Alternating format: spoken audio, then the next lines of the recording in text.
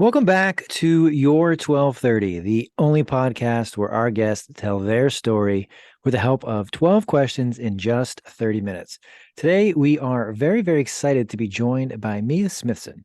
Mia is the CEO and founder of the 30K program, where she empowers women to get higher paying jobs they adore by teaching them how to effectively package skills and strategically negotiate with confidence. She's also the global director of talent management, overseeing hiring and leadership for 400 plus employees and 450 plus contractors in 7 countries. She's trained more than 100 hiring managers and interviewed more than 5,000 professionals for companies like Disney, Blue Cross Blue Shield, and Microsoft. Mia, welcome. We are excited to talk to you tonight. Thank you. I'm excited to be here. Great. Excellent to hear. So let's start up top. The 30K program. What can you tell us about that? Yeah, so we are a program that helps women find jobs they adore that pay 30K more than their current role. And we do it within 48 coaching sessions. Yeah. Okay, I've got a few follow-ups. So the first one might be kind of basic, but do these women know the job that they would adore before they meet with you, or does that come out in the coaching sessions, or is it, I don't know what I want to do next? What do you get a lot of? Yeah, it's a mix. Some people think they know what they want, and then we start talking and they realize they actually don't. And others are like, I have like no idea. These are my skills, help me. So yeah, we always start with career strategy. That is the fundamental beginning. Okay. And 48 coaching sessions. Yeah. How do those come about? Are those one-on-one? Are those consecutive days? What does that look like?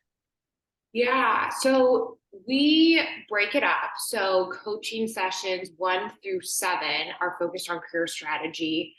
8 through 25 are focused on implementing the strategy. And then the remaining coaching sessions are purely negotiation and offer letters. And so it is one-on-one coaching with a coach within the 30K program. Very nice. Okay. And 30K, that's both a fairly significant figure and a specific one. How did you come up with it, and how do you help these women get to that number? Yeah, so this is a really important number to me, specifically because I started this program shortly after realizing I had been underpaid by $30,000. And the year right after I'd found that out, I went on to get 3 promotions within a year-long period and increased my comp to, well over an additional 30K. So, yeah,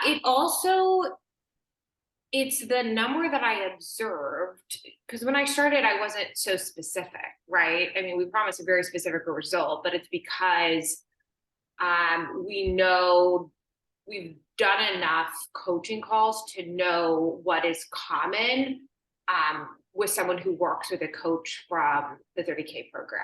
And I will say we focus on negotiation far more than almost any other coaching program I've ever seen.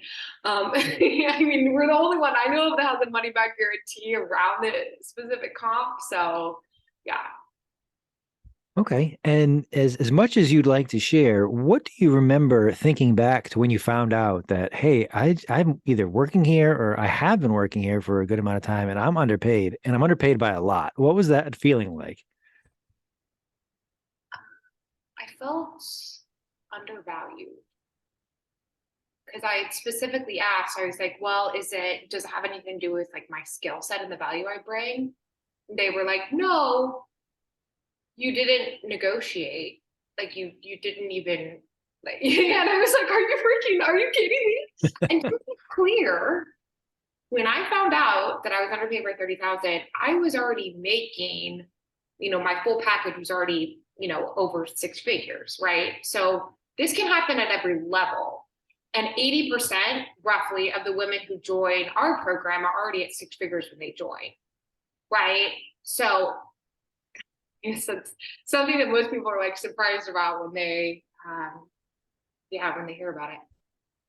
Yeah, no, I think that makes a ton of sense because one, it puts a story behind the 30K, and then why the negotiation piece is so central to the coaching and the program because that's what was left on the table essentially in your experience. And plus, as you referenced, that this is not for somebody who necessarily is at an entry level or beginning job. This is a six-figure job. This is something that's well compensated, somebody who's well compensated, that there's still the potential to leave the additional funds on negotiation floor. Um, Yeah. what I didn't get to, and because the bio is very extensive and impressive, two ways to work with you. The first being the 30K program. The second, the Speedy Gonzalez. What can you tell us about that? Yeah. So the Solitro Gonzalez is essentially a mini version of the 30K program. It is one day, and it is eight sessions of 50 minutes, and it is packed. So you go in there, and every single hour we have clear deliverables of what we'll accomplish. And so this is for the person who's like, look, your program, it seems magical. Like this is incredible, right? I want it like a mini version. We had available, so So well named, and it makes sense if you can break it down to one session. There we go.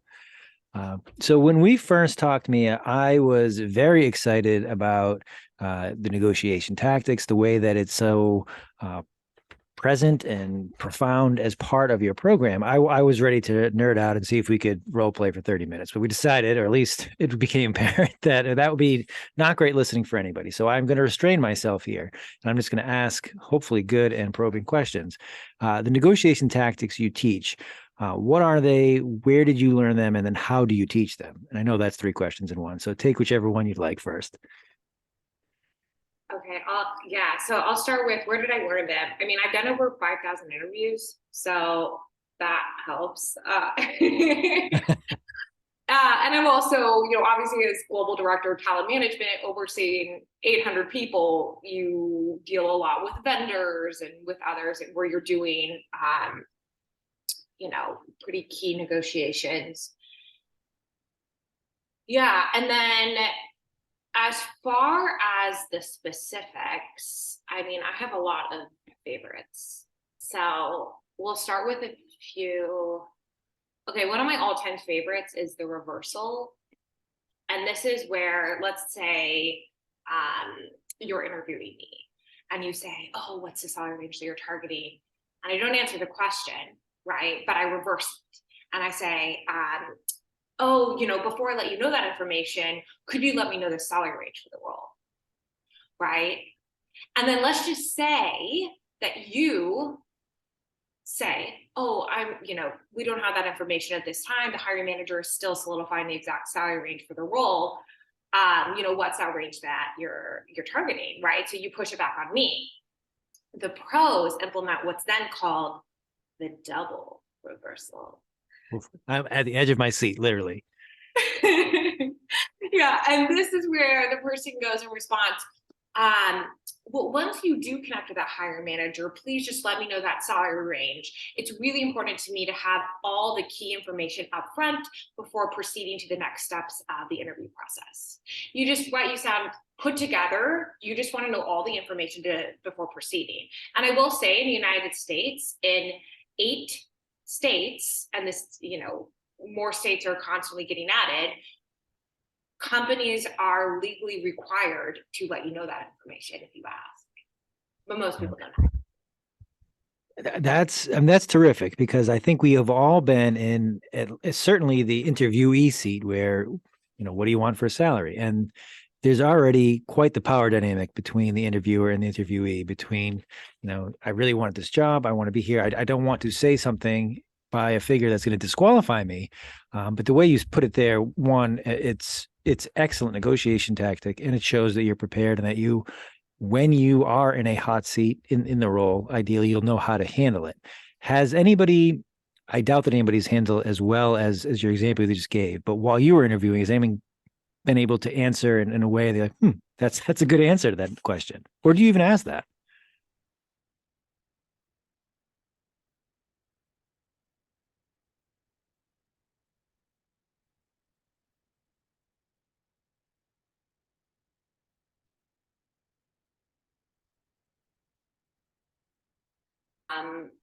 in sales pull out an assumed close in a negotiation, which, as we know, it's, key sales tactic. And how this person brought it up was, they had done one reversal. I highly doubt they knew any of these terms, but they had done one reversal. And I had the salary range for that role. So I was like, okay, this is, the rough range. And they were like, okay, great. And what's the bonus structure? Right. And if you notice, they didn't say like, oh, is there a bonus structure? It was just simply implied that there was one. And then if I were to respond back and say, oh, I'm so sorry for this role. Now all of a sudden it's kind of like an awkward thing. And yeah. And so it's like that kind of confidence. You're like, who is this person? Because they have a lot of confidence in themselves and in their ability. And I'll just say that tonality matters. You could write down the exact words of every single thing that I just said and not pull it off because you do not have the tone. And you get the tone through practicing with someone who is skilled in this arena, right? And knowing what words to stress and where to pause, right? And being okay with the silence. Right? The best negotiators, that's one of my favorite things. When I can always tell, right? Because I have this theory that calm people make the most money because they come in there, they're super calm. They allow for the pauses. And you can just tell they know what they're doing, right? There's no question in my mind. That's an excellent answer, very descriptive. You paint a very vivid picture there.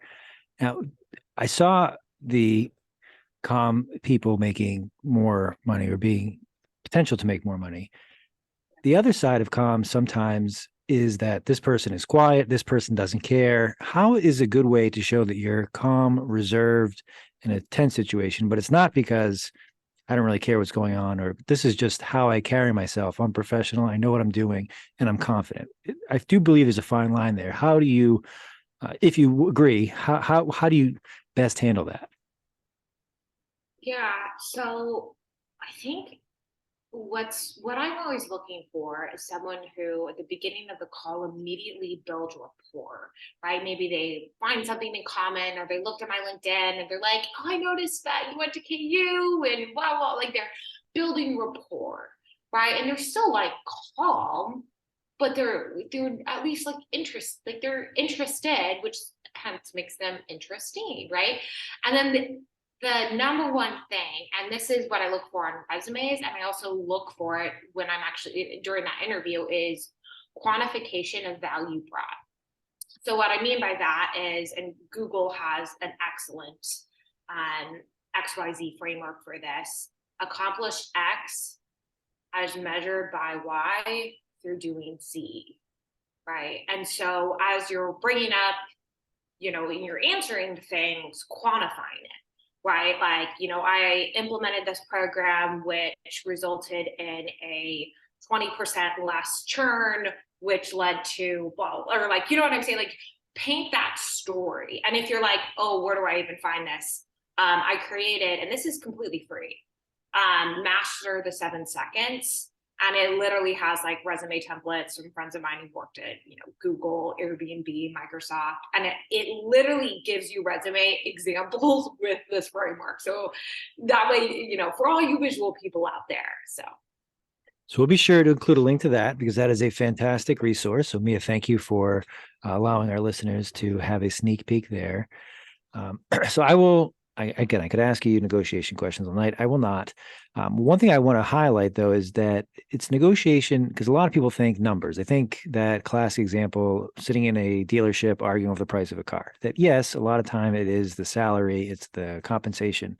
But you bring up the example of talking with vendors, that it's more of position and interest, understanding where I am, where you are, how can we get to an agreement, and then what's really important to both of us. So it's not always figures, and I'm sure that comes up. So I want to ask about, you've mentioned the reversal, the double reversal. One that's a little more common but not widely known is bad note. What can you tell us about that? Oh, yeah. Okay. So it stands for best alternative to a negotiated agreement. You brought up power dynamics earlier in the conversation, and you mentioned how the person getting interviewed is somewhat at a loss from a power dynamic point. I would actually disagree with that. And here's Okay. why. Because if someone knows how to effectively craft their job search strategy, they will know how to land the plane. And what I mean by that is they will be extremely specific in the number of applications that they're filling out every single week. They will have multiple offers that they will be getting around the same time. And I know what you're saying. How could you guarantee you're getting them around the same time? Here's the situation. Let's just say you're interviewing with a startup and a consulting firm. And the startup they are speeding through. They're like, oh, we have availability tomorrow for the next interview. But then this other company is like slow as molasses. But like, you're really interested in both, right? And you want offers from both. So then you kind of slow down a little bit, the one that's speeding so fast, and you be very transparent. So you're not like, oh, blah, blah, blah. You're like, oh, and you explain the situation. And then the one that's slow as molasses, you're like, hey, could we speed this up a little bit? I'm really interested in this role. And at the same time, I am, also interviewing with another company, and their interview process is going a little bit faster. And I tell you what, I have pulled some strings you didn't think could be pulled, because it was that, dreamy candidate, and they had other offers. And it also makes them look more attractive, right? No one wants to date the person who's like, look, you were the only option I could possibly find, so I guess we'll settle. Like, give me a break. No. No, I'm glad you disagree there, because that's another excellent example of a way not only to take the power dynamic back, but to establish it that not only am I going to have the power in this interview, but I'm going to have the whole process by saying, can we speed it up? Can we slow it down? Because I have alternatives that I view as attractive, if not more, than what we're talking about. So that's a good example. Where I was going more with it is that in your general interviewee, if the interviewer is coming back from a bad lunch, the interviewer can be like, I'm in a bad mood. I don't have to show up for this. I'm here as part of, uh, you know, the interviewee still, even if it's a job that they are super qualified for, they really want, they've got to be on and they've got to perform. If they had a bad experience in the lobby, like they've got to shake that off, because it's time to perform. And I get the example that you give, and I am now I'm just rambling here. But what I'm trying to say is that in my experience, which is certainly not as extensive as yours, that I've seen that the interviewee is always needed to perform at their top, where the interviewer may not. They can walk in and they can call the shots. But the example that you give kind of puts it on its face and kind of shows that's not really the case, because I've done my homework. I know this is what you're looking for. I'm the best candidate X, Y, and Z. And if you're not going to slow down, speed up, meet me on my terms, we're not going to go forward. So that's a good way to kind of, if not level the playing fields, tilt them to your advantage. So excellent example. Thank you. So a lot of talking for me there, but turning it around, what was I going to say? Oh, the other thing, the last negotiation tactic I wanted to ask you, could we make an exception? How is that utilized, and how does that work well? Oh my gosh, that's one of my favorites. I got that from either Getting to Yes or Getting Past No. It's so good. So this is where, you are negotiating with a recruiter, with a hiring manager, and you ask for something, and they're like, oh, like, no, that's not possible. And the response is, could we make an exception? If you notice, I didn't say, have you made an exception? I don't care if they've made an exception. I know that them making an exception now will allow them to have a phenomenal candidate that will deliver immense value. Right. And so it's about also being strategic about the questions that you're asking so that you get answers you want. No, that's another what seems like a minor distinction when you look at the words written down, but how you deliver it and when is very important, because if it's, well, have you ever done this before? It's like, no, I haven't. And then could, kind of lean in, could we make an exception here? Again, I'm your ideal candidate. This is very interesting to me. You want me here, I want to be here. Can we do this? It kind of gets them together. Um, I love it, love it. So I'm gonna switch gears a moment. One of the other things that jumped out at me, the chasing pennies in a dollars game. I love this because I think that happens to a lot of people, that you kind of focus in on something that's not as high priority, not as big of value, and kind of lose sight of the big picture. And the last kind of nerdy thing I'll tie to this, when I was in law school, I did negotiation competitions, and the absolute best advice I got was, in these competitions, they give you these fake scenarios, and everyone is just heated at trying to solve them. And our mentor said, you're not actually trying to win the scenario, you're trying to win the competition. The ABC company is not actually getting a delivery from XYZ Corp. So it doesn't matter if they're getting it Tuesday or Wednesday. They're looking for how you perform, what your level of professionalism, and so forth. So similar here, it's like, don't chase the pennies, know what game you're playing, and hit the right targets. So that kind of jumped out at me. I was wondering what you work with your clients when you talk about the dollars instead of the pennies. I think about this all the time. And yeah, I can't tell you how many YouTube videos I've seen that are about like, are you spending too much money on coffee and avocado toast? And I'm like, folks, why are we having this discussion? Like, women are earning 17.7% less than men do. Can we like talk about how we can help people make more money so that we stop counting pennies and trying to save on our avocado toast, which is phenomenal. So that's kind of the first piece. Within when you're interviewing, I think it's really important to understand the cost of what you're asking for from the employer, and like the ramifications. I'll give you a quick example. So bonuses, right? For most roles that I've seen, manager level and above, there's some sort of like a bonus structure. But at some companies, it's only if you ask for it, right? And it's kind of that thing. They're like, well, for the great negotiators, we'll give it as like the extra perk. And so there'll be someone who will be like so adamant about their 10K signing bonus, but then they won't negotiate for like a bonus structure that would allow them to earn, X amount of money every single year, which could actually allow them to earn a lot more money. Right. And so it's all about like thinking through, like, what are we really asking? Yeah. And I will just say on that note, like your career, like what you're spending your 40 hours a week doing, like the compounding effect of that is massive. So I calculated it for someone who starts a 30K program at the beginning of their career, right? It's 30K times 43, which is the average years someone in America works, is 1.29 million. So that's like the potential ROI of someone who joins our program at the really beginning of their career. We're not even taking into account, compounding if they were to invest in the stock market, or raises. Typically raises are a percentage of your salary. So even the raise amounts would be higher. So it's like, I don't know, like, I'm like, can we think this through, people? Like, if you're working in corporate America, like, we got to be strategic. And what's fascinating is sometimes some people will make the argument, like, I just want a job where I'm happy. I just want to be happy. It's not about the money. And here's my answer.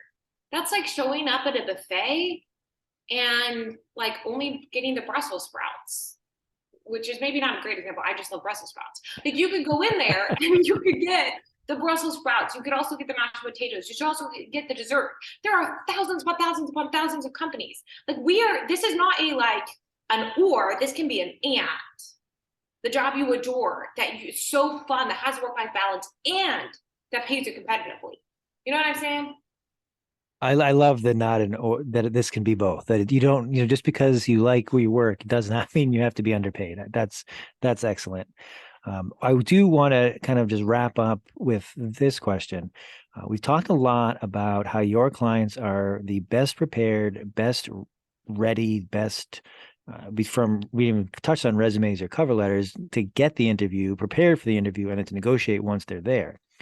This is, the underlying theme of all this is having the proper leverage to be in those seats and to perform properly. Sometimes probably somebody who's not working with you can overestimate their leverage. How have you seen it kind of backfire when you've got, especially a candidate who is maybe playing a hand that is not as strong as they see, and that kind of doesn't work out when they use some of these tactics not as well, or not as proficiently as they should? That's an interesting question.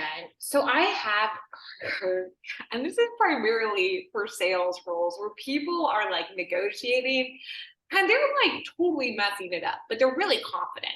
They like, you can just tell that they will do whatever it takes, but like, they're not like, they're kind of stumbling a little bit as they're going through it. At least that person has the courage and the confidence. And I'm like for sales, maybe with some extra training, like we could work with that. So I think that is definitely part of it. I would say the other part is that like one of the most important things to me is like anticipating problems and solving those problems in advance. And that's something we do literally. I mean, it's like every other session is like, what are the potential problems and problem solving? So it's like, this is in your control. There's a lot of things out there that's not in your control. And if you think that person is you and that you are someone who could potentially fumble in negotiation and not do super well, practice, like get in your reps. Like Olympic swimmers are not just like out of the gate swimming Olympic. Like they're like, like in a little fishy pool. Like they don't really know what they're doing until they get in the reps. So that is definitely a core kind of fundamental thing to do. Thank you. Another great answer. That kind of triggered one last. I know I said last. I'm going to follow up with this. You talked also about building the rapport and knowing who you're interviewing with, and connecting on a personal level. And you also mentioned problem solving. So part of that is research. I have seen, and I'm sure you have, where research goes wrong and you come across, for lack of a better word, as a creep, as in, how do you know these personal things about me necessarily? Or, oh yeah, our kids go to the same school, but I don't have kids. I just saw you with your kid at this school. It's like, well, that's kind of strange. So what's a good way to get that information so you can present solutions to possible problems?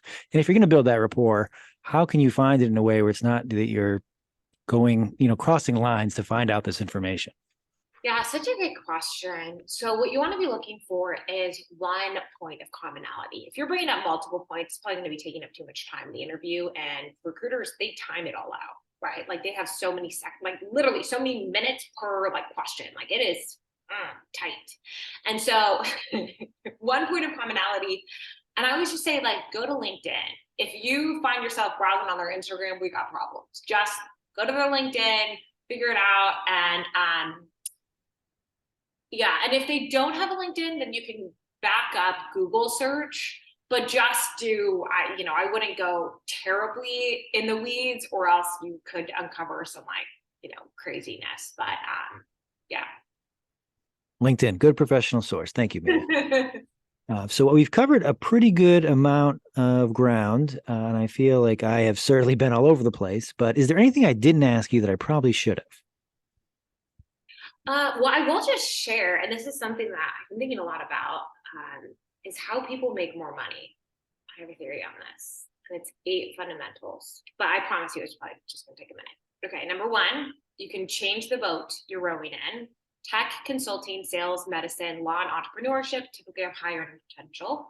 Number 2, increase your skill level. Number 3, more effectively package your skills. Number 4, get a job at a company that pays in the top 75th to 100th percentile. You can Google that if you need to. Number 5, strategically negotiate with confidence. 6, up-level your habits, right? Showing up to work, early, being prepared, etc. 7, foster an abundant mindset. Or abundant money mindset. So important. If you think making money is bad, you're probably not going to be making a lot of money. And 8, have the evidence and belief that you are in demand. Excellent. And I know I keep saying last question, but you mentioned belief. I saw mindset in the bio. That's something that I have seen become more prevalent as far as just material that you can read, study, becoming no longer that quote unquote woo woo, or it. And I think you can really see the positive benefits of it. How do you, if at all, kind of focus on the mindset of someone who's coming to see you who might have the skill level to land one of these sought after jobs, might not be that confident, might not be able to kind of communicate in a way. How do you help them create the mindset first, if you do? Yeah, so the number one thing that has shocked me about doing coaching has been the number of people who we help get them this result, and then all of a sudden they feel imposter syndrome, right? They're like, I'm not going to making this amount of money, and I'm in this new role, and oh my gosh. And so we literally now we do leadership development training, and we focus specifically on helping them to realize that their skill set and who they are like is really valuable. And we have concrete exercises. My favorite is where we have them literally list out their accomplishments. And so when they're having those moments where they're like, why do they hire me? This is so real. I'm so scared. I'm tired of this talk. No.